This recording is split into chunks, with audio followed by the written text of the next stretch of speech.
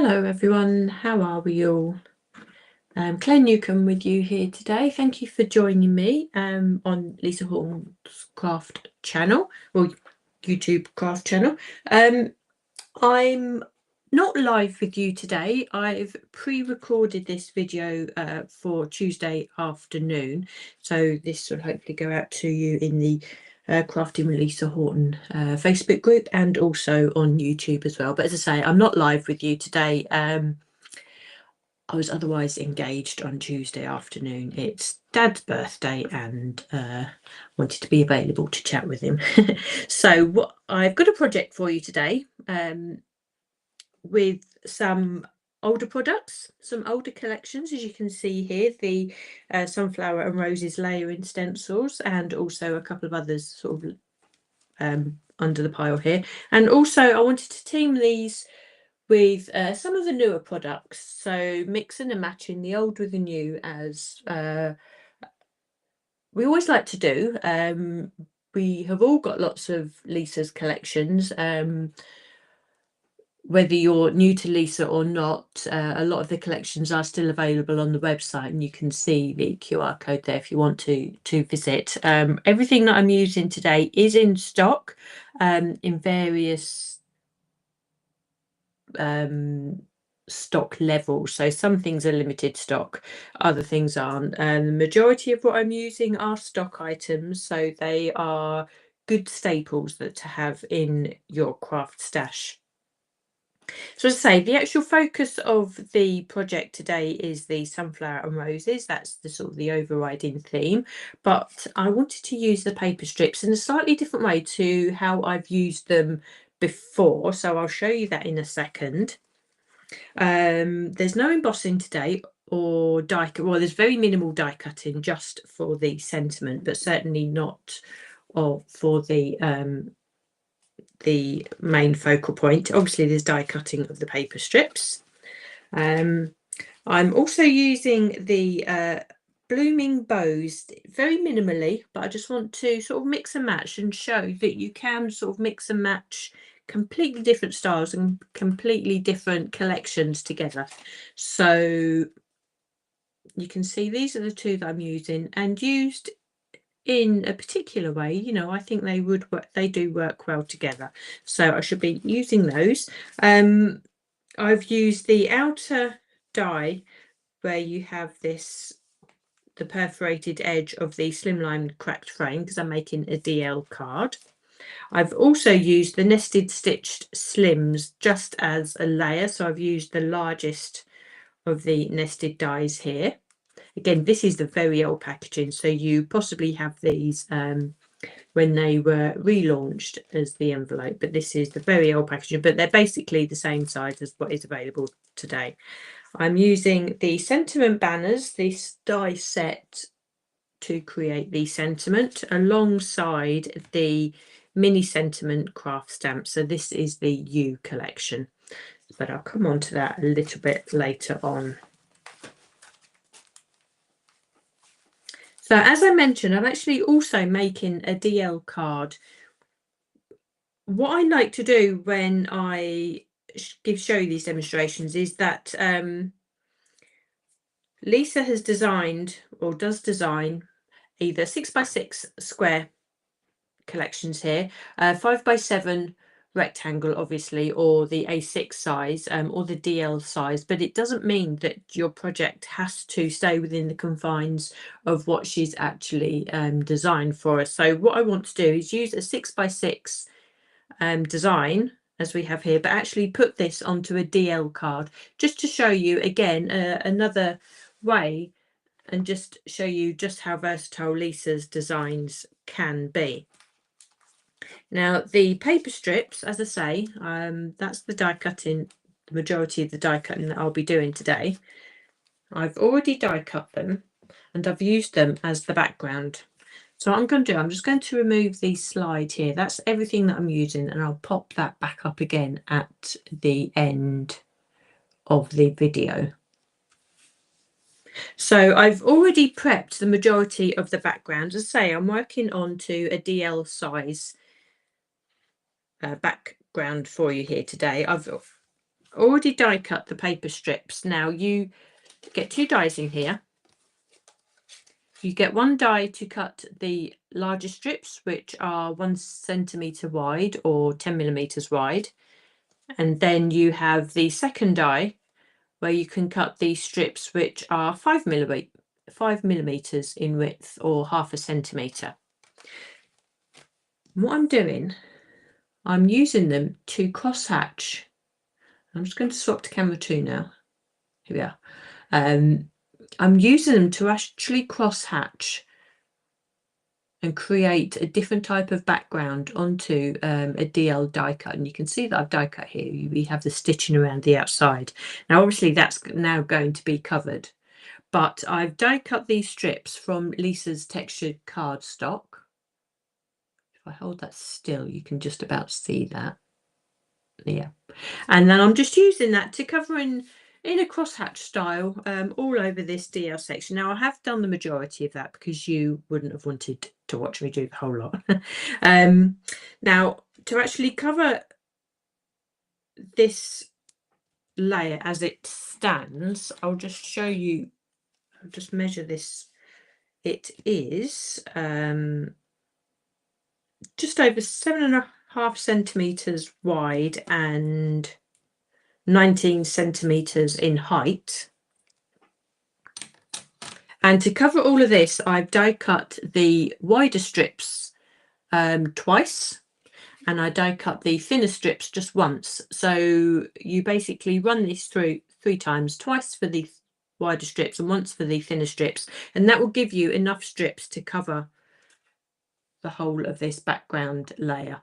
Now, I do have a little area here just to finish off, and I'll just bring the strips in just so as I can finish that off, and you can see how I do that. Now, how you cover your background if you want to do this is entirely up to you. I've gone this time around with a wide strip and a thinner strip on either side, and I've just sort of crossed that hatch that all the way across the background there. But you can do this anyway, particularly if you're using coloured card to cover the background as well. Then obviously you're going to have your own patterns, and I reckon every time that you do this it will be totally different. But I wanted a plain background. I wanted to do this on white, and I wanted to do it with textured cardstock because I wanted to stencil the design over the top of it just to give it a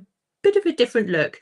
Yeah, and just to give this lovely floral design probably more of a vintagey style look, but it's not going to be very vintage sort of color wise. I'm going to be quite bold with the colors, and if you saw the list of the inks that I'm using, it's almost a recipe with the colors that I'm using here, but I'll go through those in a second and I'll just finish these off. Now, my preferred way of sticking these strips down is with glue, particularly with these fine nozzle glues, because you really do have the control over where you're placing the glue, and you only put minimal amount of glue on. And I think that's key when you're adding these paper strips, is to put minimal glue on there, because I think otherwise you risk the glue sort of seeping out along the edges. If you're using Lisa's glue, it sticks paper to paper absolutely brilliantly, so you really don't need too much at all. Now you can see I still have an area here to fill in. Now, a lot of these strips, you'll notice already that they are quite short.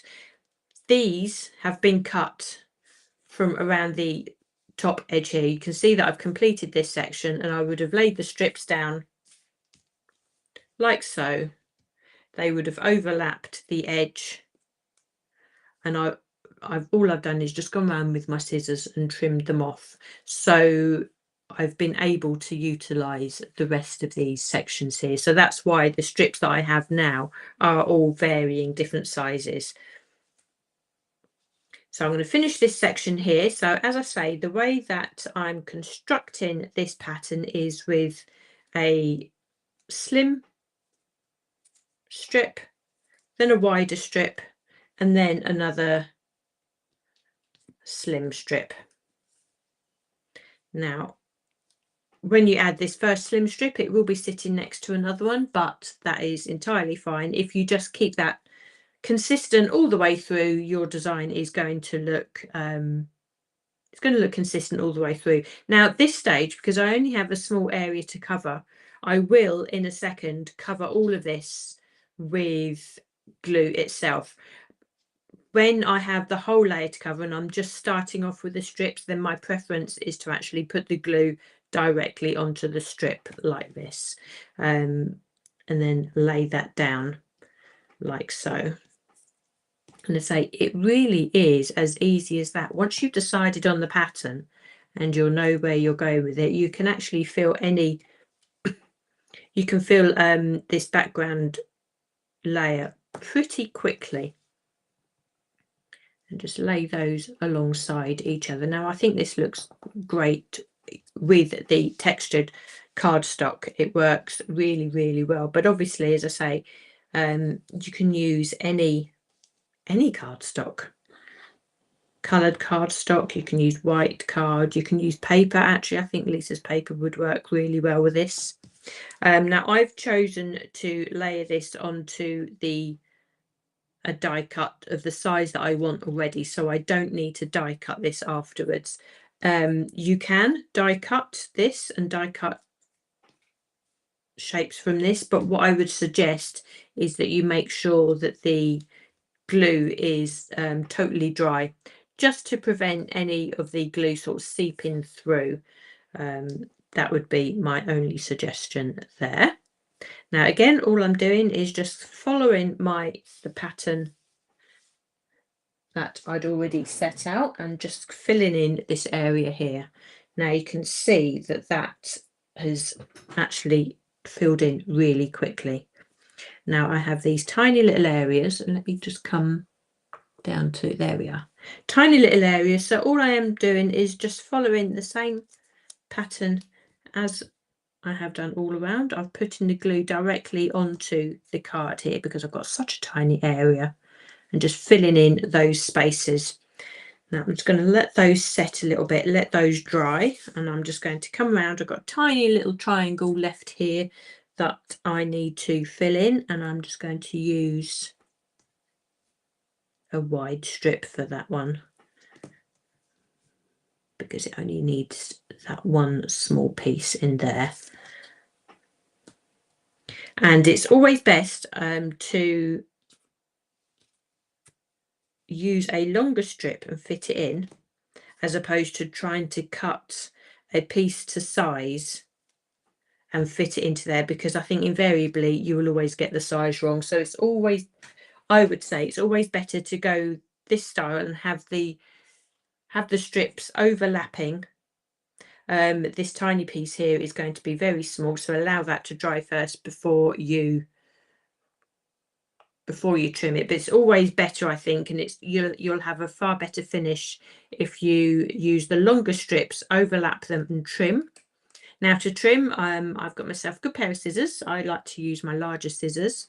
Then you turn the whole layer over and you follow the outline of the die or the shape, whatever it is that you're using. Now that will enable you to cover layers like circles or hearts, or or the less regular shaped layers. And then I'm just snipping off that final corner there. So we now have a perfectly lined DL layer with lots of texture, using our paper strips. And I think they look just as effective in white. As I say, they do have a texture onto them. I could have actually used the super smooth cardstock. That would have worked in exactly the same way. It all depends on the finish that you're after. Now I like to create very sort of simple layered, almost single layered designs, mainly because living in Ireland and posting anywhere outside of Ireland, because all my family are in the UK, any cards with any sort of bulk on them sort of do incur quite a cost. So I do like to keep my cards quite simple with sort of, you know, minimal amount of embellishment. But that doesn't mean to say that they don't need, you know, that they aren't plain. So I'm going to bring in my Ultimate now, because now I can get ready for stenciling, because the rest of these strips had had a chance to dry. The surface is now ready for me to stencil onto. So the inks that I'm using today are what I'm using, 3 colours. I'll give you a little rundown on how I chose them. So I've chosen the 3 main colours, 2 for the flowers, because you see here we have sunflower and roses. So I've chosen Dusky Pink and Pina Colada, so a pink and a yellow. Now, and the green obviously for the foliage. Now, paired up with each of these colours, I've chosen a speciality ink, so an interference or a metallic ink, just to add layers and add some interest. So for the Dusky Rose, I've chosen the Golden Sun interference ink, which, contrary to how that looks on the packaging, the Golden Sun is actually quite pinky in colour, so they should actually work really nicely together. I've chosen the Sunshine Metallic to work with the Pina Colada. And doesn't that sound just perfect? Pina Colada in one hand, Sunshine, ideal. And then for the highlights or the accents on the Margarita foliage, which is the green, I've chosen the metallic ink, the Mojito. So again, it's almost a recipe. So we have Pina Colada, Sunshine, Margarita, Mojito.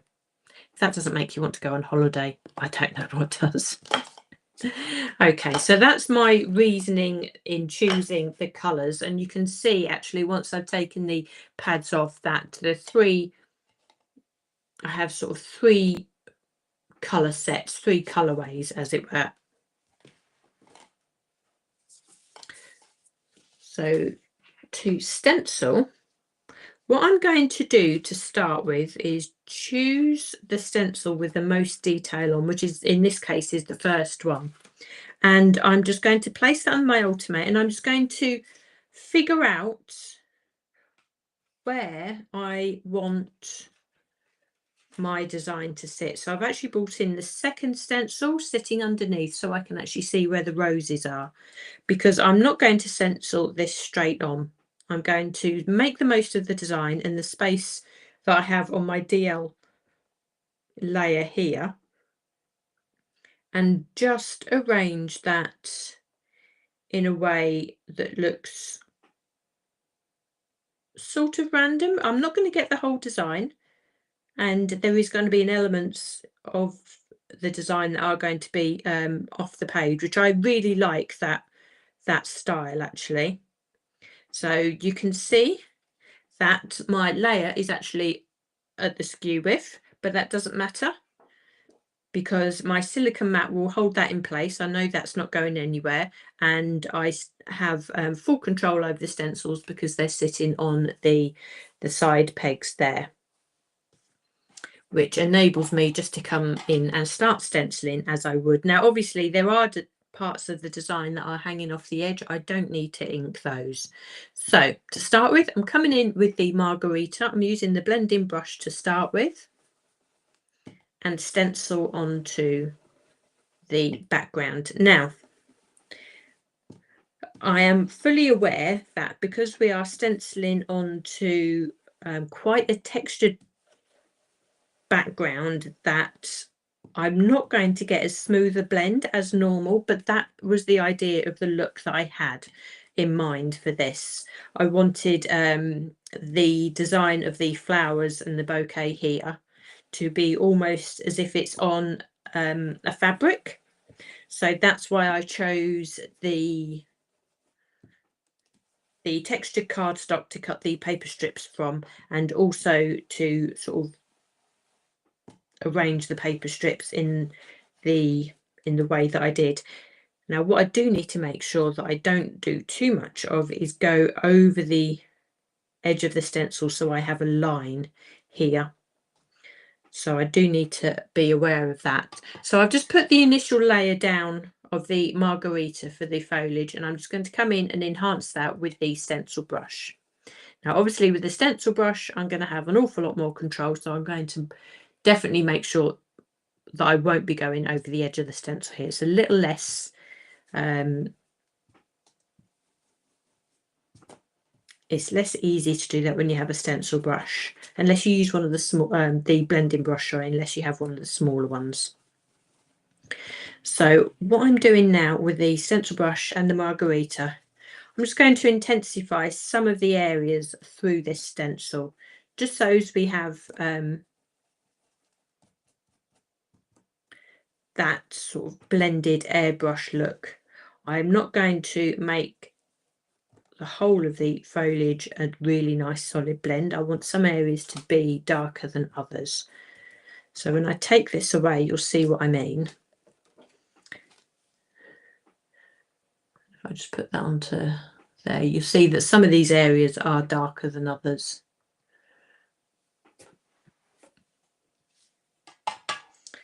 So that's stencil number 1. Stencil number 2, we're coming in, you can see that the foliage is starting to be introduced here. So these are the roses.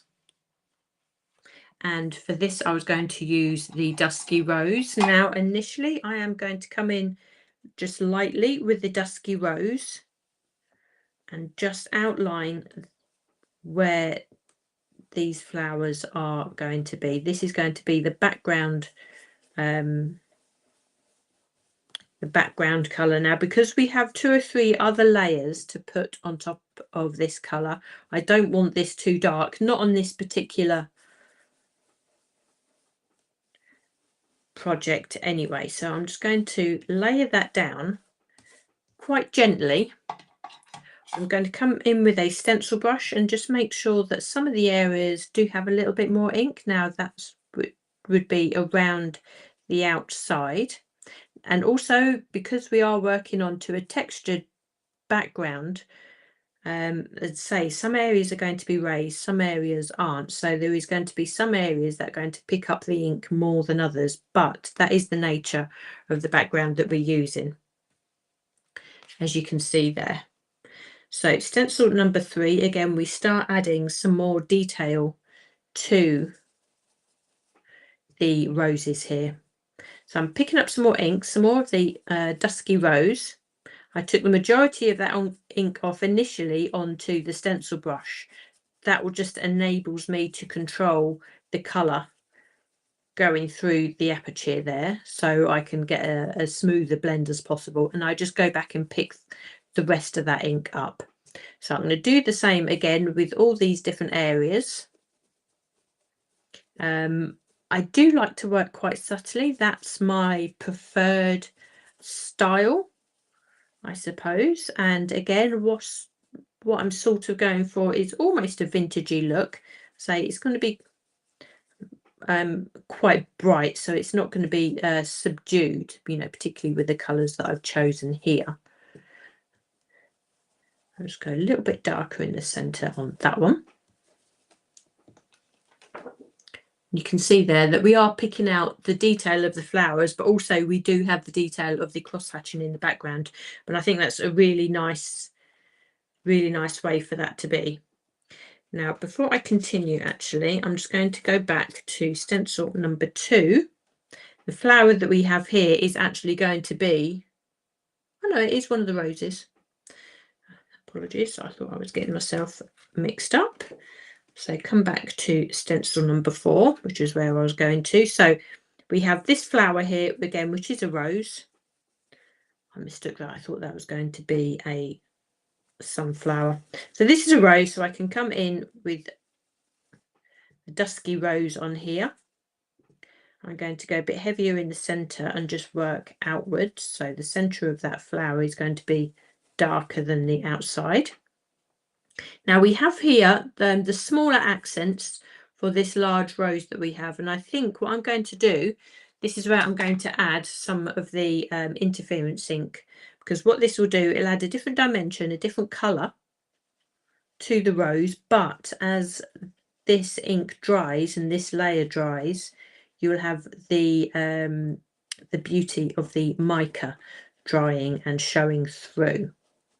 So that will just give this rose a little bit of depth. And I'm just going to go over this second rose as well, just darken that layer a little bit more. There we go. You can see we've just highlighted the petals there with that interference ink, and I can start seeing as that dries that we do have that gold shimmer coming through, which is just lovely. So stencil number 5, again, right now this is where we bring in the sunflower. So I'm going to come in with a larger stencil brush, one of the chunky brushes, and I'm just going to add that initial layer onto the sunflower. So I'm going to be quite delicate with that initially. I'm just going in circular motions, just putting that layer down. I don't want this to be any brighter in colour than the pink in its own way. Oh, you can't necessarily see that. My screen's quite bright, but I can see this here. And as I show you in a second, you'll see that the background is as intense as it was for the pink ones, even though it's a different colour. So again, I'm coming in with the Pina Colada to add this extra detail on for the sunflower. I can afford to go a little bit darker this time around because I am layering tone on tone. So I can go a bit heavier with this one. And you can see that that actually gives me the detail of the sunflower. So if I just swap cameras for you, that will give you a better view. You can see the details of these sunflower petals coming out from there. But to say is that whole different added dimension because we have the crosshatch of the paper strips, which I quite like. It's just a different way of stenciling, I think. And doesn't the 6x6 design work quite well on the DL size there? Again, that's what I wanted to show. You really don't need to stick within the boundaries of what Lisa has designed for us. Although it works perfectly, of course. I mean, that's what Lisa does so well. But it is nice to be able to add and use our designs in very, very different ways. So I'm coming in with stencil number 7 now. So this is adding the extra detail onto the sunflower. And for that, the same way as I did with the rose, I'm using the one of the specialty inks. So I'm coming in with the metallic yellow there. And although it's tone on tone, the fact that we're using the metallic, so it has a different finish sitting on top of already a yellow ink, that is going to just subtly bring out the highlights of that flower there. You can see that building nicely. So as once this is finished and everything is dried, then I can pick that up and show you more. So we're on to our last stencil, stencil number 8, and this is where we put in the highlight details on the foliage and also in the center of the flowers there also. So I'm going to work with the foliage first. So again, highlighting. So I'm coming in with the specialty ink. So this is the Mojito that's going to sit on top of the Margarita. And also doing this, it shows that you can mix and match all of your inks together, obviously depending on the colours. But they do layer on top of each other perfectly. So I like to use the matte blending inks as my base colour, and then I can highlight and add interest with the either the interference or the metallic inks on top. And I tell you what, I really can't wait to get the colour shift inks, which have a shimmer to them, but they're matte, which I think just sounds amazing. I get what Lisa's saying when she shows the demos, and the demos shows perfectly, but I really can't wait to get them in my hands and actually see how they work. And I think I would say that the matte blending are my favourite colours because you can really go to town with the blending. So to be able to have that matte blending quality with the shimmer in there and actually really spend a lot of time blending. I think it's just going to be so exciting. I'm actually really looking forward to those. So I've added the mojito on top of the margarita there. I'm just going to add the accents to the flowers. You can use green if you want to, and if you look at Lisa's packaging, she's used green over the pink there. That's, you can absolutely do that. But what I'm going to do is use some of the interference inks on top of the flowers up here, because I didn't have any interference on there before. So I'm going to add the interference there. I think I'm going to add a little bit of the interference into the center of this flower here as well. Put quite a lot on so I can get that as dark as I can, and that will definitely mean that the mica will show through there. And before I move on, I'm going to use the Sunshine Metallic and add that into the center of this flower here. So I've used 3 different colours all on the one stencil. You can of course just use the one. The green would work all the way through, but with the stencil brushes you do have the ability to section out, you know, the individual colours. So if you've got the opportunity to do that, I think it's well worth trying. So there we are, we've finished the stenciling. I think that looks lovely on there. It has turned out bright, but I think because we have the texture in the background and we have the tone on tone blending there, I think that has worked out, you know, quite vintagey. And I'm just going to put you on a different camera there and just show you. If I can tilt that, I don't know if I'll be able to show you the effects of the ink there, but I can certainly see the mica coming through on those colours and also on the metallic ink there as well. It's one of those things that you'll probably see better in person than me trying to show you on camera. Very tricky. But if you have the interference inks, then do give that a go. But you can see just how well that 6x6 design works onto a DL card. I think it's really, really pretty.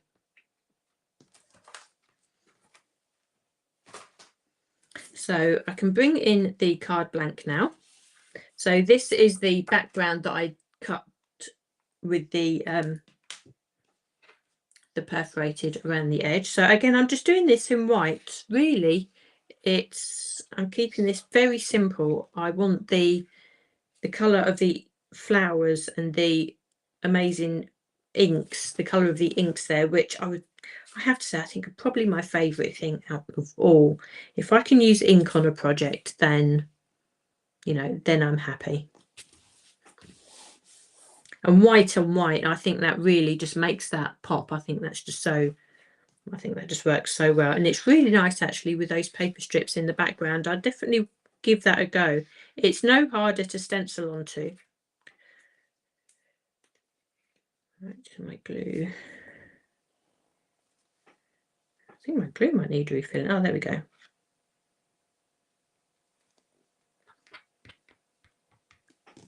Okay, there we are. And we can put that into the center there.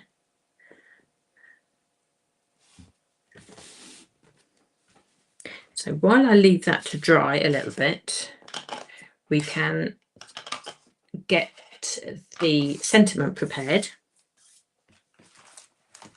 Now I've used the sentiment banners and the craft stamps here, the mini sentiments. So I've already stamped the word you and fussy cut that out. Now with these stamps you don't get any dies, but one little tip, if you want to not die cut, if you want to fussy cut around this larger word here, the way to do that, you know, there's quite a straightforward way, is take your stamp, and if you put this onto a piece of cardstock that you want to stamp onto, put it face down so the word actually reads right to you. Then take a pencil or anything and trace around the edge of the stamp do it gently because the stamp will move, and it doesn't have to be perfect, but just trace around the shape because the fussy cutting's already been done for you on the shape of the stamp. So trace around that. You basically have your shape of your die. Now what you would do is put your stamp onto your preferred method of stamping. I'm quite happy to use an acrylic block. Then you ink your stamp, and then you can line up, excuse my head as I come up, you can line up that stamp within that shape that you have just traced around your acrylic stamp, like so. Now this isn't going to be the best stamping. Oh, it's not so bad. And if I show you, because you've stamped within the area that you've traced, now if you take the scissors and fussy cut that around, you'll get an almost perfect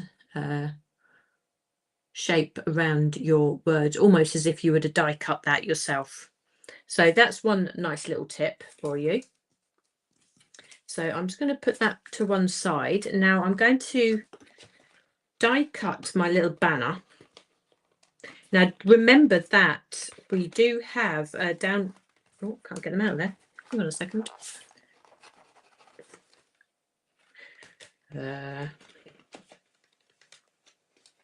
What was going on? Oh, there we go. Now do remember that for these sentiment banners, we do have printable sentiments as well, and they can be found on the website also. So you'll be able to print these out, and as long as you print them out at 100% on your printer, then they correspond to the dies that we have, and then if you just die cut them out, you have a sentiment ready to go. But you don't have to do that, of course, but you can just use the dies as it is. And I'm just going to use this single banner here as opposed to the triple one, and I'm going to die cut that from this white cardstock like so. So I'm just going to trim that down to size because I'm going to use my small die cutting machine. And then with this single banner here, excuse me, we also have these two tiny little triangles, and these provide us with the chance to make sure that our banner looks folded. So these two light blue triangles that you see here either side are these tiny little triangles here. Now we can keep those in white, we can and we can colour them as well, which I think I will do to mix in and match with the flowers here. So you could die cut them first and then colour them afterwards, but they are so small, and if you're anything like me, it can be a little bit clumsy. So what I'm going to do is to take my stencil brush and just add a little bit of colour to the cardstock, like so.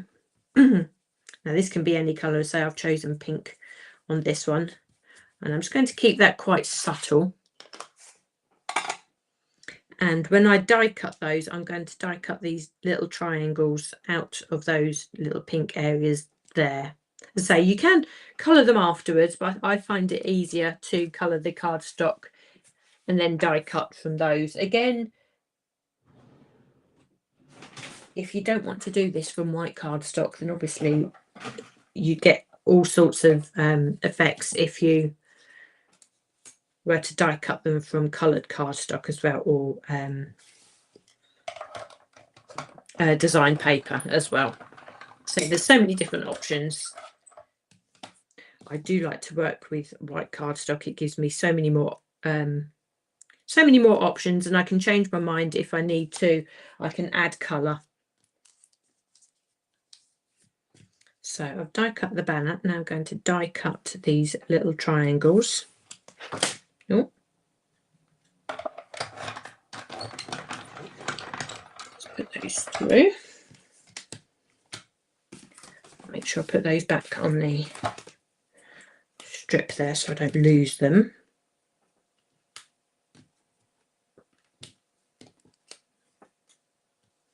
And get definitely a little pokey tool though. Let's just loosen those off from the plate. Pop them on there.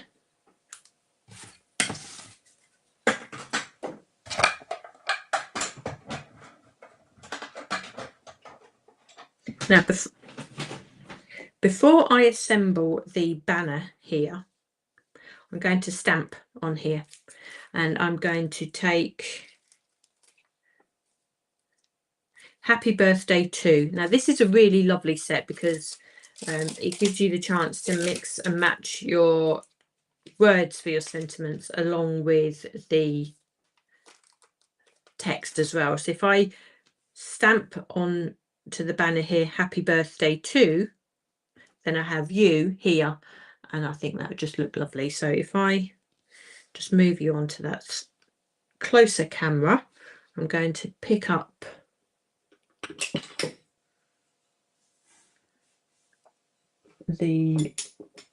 let's use a smaller, there we go. I'm going to pick up my stamp on my acrylic block,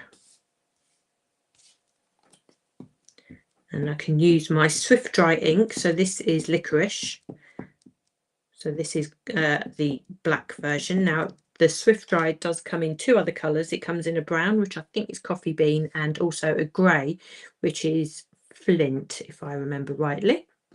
So I'm just going to line my stamp up on the banner here and just hold that down.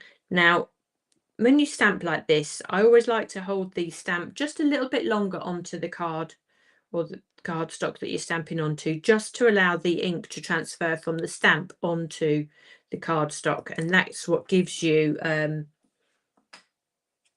really nice impression. You can see there just how well that has stamped. Okay, Happy Birthday To. Now, say this looks a little flat at the moment, but what I want to do is add these two little triangles. Now they go onto these sections here, and you can see that on the packaging, and I'm just going to add the glue directly onto here actually, because that will enable me to use my pokey tool and pick the triangles up straight away. Now I'm sure there is a right way. Yeah, there's that one, which I think will go there.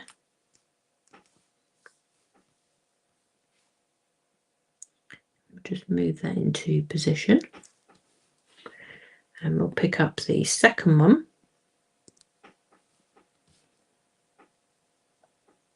and fit that into position there. So that gives us the effect that that banner is folded now. Oh, just lift that up a little bit. There you go. That's a really nice effect. And then what I can do is add that onto the bottom of the card there. And that's ready to go. Now, one last thing that I want to show you with these paper strips actually, and I've done this the other day with on to a different card I made, and I think you may have seen it. I think it was my live last week. I was using the Better Press plates, and I also stenciled the crocus fields, and I fussy cut one of the crocuses out, and I just had it simply just a single crocus on a card, and then I put a little bow onto that. Now that bow was made from the paper strips. Now what you want to do is have a complete strip. You're going to probably need a couple, to be honest. I'm going to do this in white, but you can do these with any colours. Particularly, you can either ink them to the same colours as the card that you've used, or you can use colour cardstock again. But what you want to do is find the centre of your strip. and just lightly just fold that, not completely fold it, but just so as you have that little mark, that little registration area in the center there. Okay, now you have the choice of either using tape or glue. I think I'll use glue because it'll be a bit quicker for me at this stage. And what you want to do is put some glue and spread that across the center of your paper strip, just where you've marked the center, and then you want to bring into the center both edges, so you're making two loops as it were, and have both of those loops meet in the center. Now obviously I'm using glue, so I just need to hold that for a second to allow that to take. So I'm just going to make sure. Okay, I'm just going to hold it that way. Now again, I've only added the glue or the adhesive, so whether it be tape or glue, just to the center area there, not here. Let me find a darker piece of card.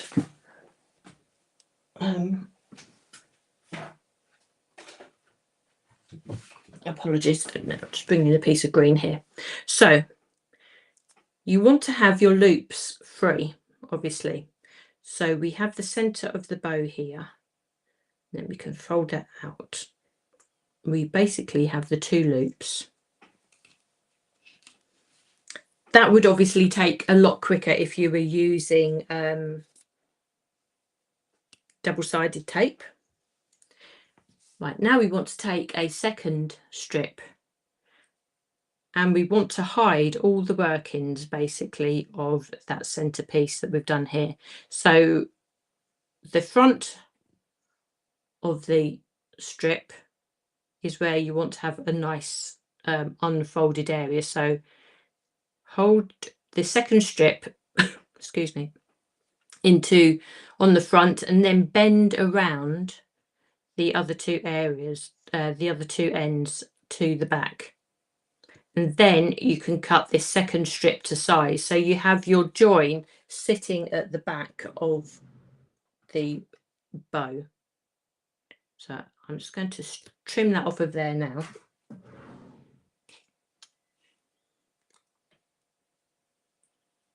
Okay, so you can see this is the front of the bow. This is like the faux center. So we've added this separately. Sorry, my camera's quite bright there, isn't it? So you can't necessarily see. There we are. So we have this section here, which is completely clean of any folds.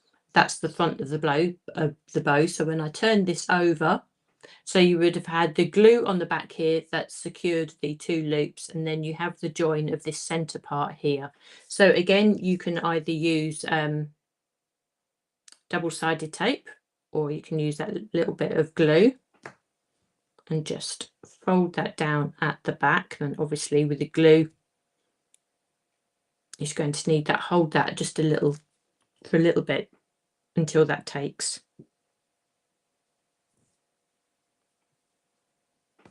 So this is what gives you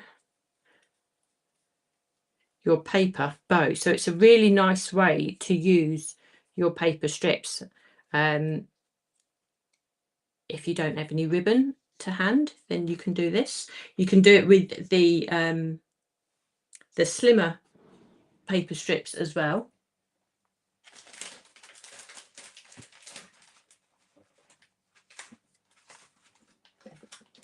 I'm just looking for, there we are, I'm just looking for the cards that I made last week actually. So this is the one that I finished last week, and you can see that I've added the bow here. I've done this, made this with the thinner of the strips, but it works exactly the same way. It looks like a bow, it looks like a ribbon. You can use cardstock that completely coordinates with the rest of the project that you've made as well. So that works really nicely. So this bow, apologies, I won't move that around too much, is a textured bow. So we can have that sitting on our card. Also, we could have this layered just like so. But I think it's a really nice way to use your paper strips also and add just that little something special. You could, of course, add a little diamante, a little pearl in the center of the bow as well. I think that would look really nice, but it just gives you a really nice embellishment. And again, it's all through die cuts and it's all done with paper. So if you are sort of keeping to a theme, it's a really nice way to add embellishments, I think. So I'll leave that with you there for today. Hope I've given you a few ideas. I hope I've given you the encouragement to try using 6x6 folders on a DL card. I think it works really, really nicely. I shall put up the details of everything that I've used again. And again, it'll also be detailed in the description underneath the video as well. So thanks so much for joining me today. I appreciate you taking the time to say. I'll be back with you live again next week. So take care, everyone.